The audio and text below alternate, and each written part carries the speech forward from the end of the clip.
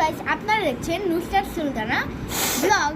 তো আজকে আমরা বানাবো ক্লে দিয়ে স্লাইম। তো চলুন দেরি না করে ক্লে দিয়ে স্লাইমটা বানানো শুরু করে দিই।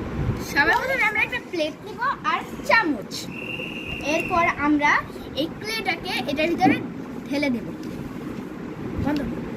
এরপর আমরা ক্লের ভিতরে পানি দিব। এটা কিন্তু ক্লে, আপনারা আপনার পরিমাণ মতো ক্লে নেবেন, যতটুকু স্লাইম লাগবে ততটুকু ক্লে। এরপর আমরা এটাকে মিক্স করব। তো গাইস, আমরা এখানে মিক্স করে ফেলেছি। আর এখন এটা একটু বেশি ক্লে দেখে পানি পরিমাণটা একটু বেশি লাগবে। আপনারা আপনার পরিমাণ মতো ক্লে নেবেন। আমাদের আরও এগুলো ভিডিও দেখার জন্য লাইক, শেয়ার অ্যান্ড সাবস্ক্রাইব। বন্ধ করিস না বন্ধ করছি বন্ধ কর। এখন আমরা এখানে গ্লু নিব।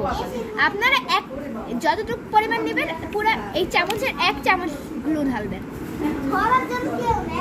আপনারা গাম কিন্তু ব্যবহার করবেন না, গাম ব্যবহার করা যায় না, গামে গ্লুটা হয়ে যায়।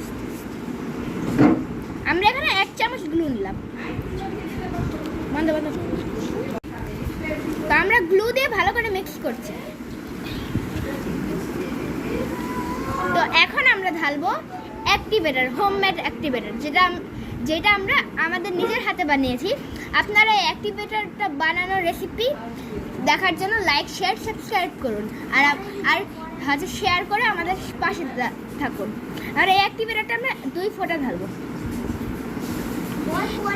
যেহেতু ক্লেটা একটু বেশি, তাহলে আমরা 3 ফোঁটা অ্যাক্টিভেটর ঢালবো।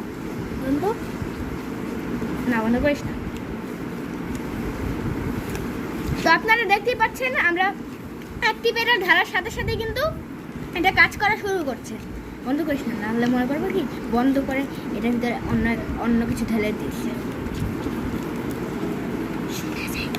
আপনারা কিন্তু দেখতেই পাচ্ছেন যে এদিকে এই গ্লুটা ঢালার সাথে সাথে কিন্তু এটা কাজ করা শুরু করেছে। অ্যাক্টিভেটরটা ঢালার সাথে সাথে কিন্তু এটা কাজ করা শুরু করেছে। এখন আমরা হাত দিয়ে এটাকে মিক্স করব।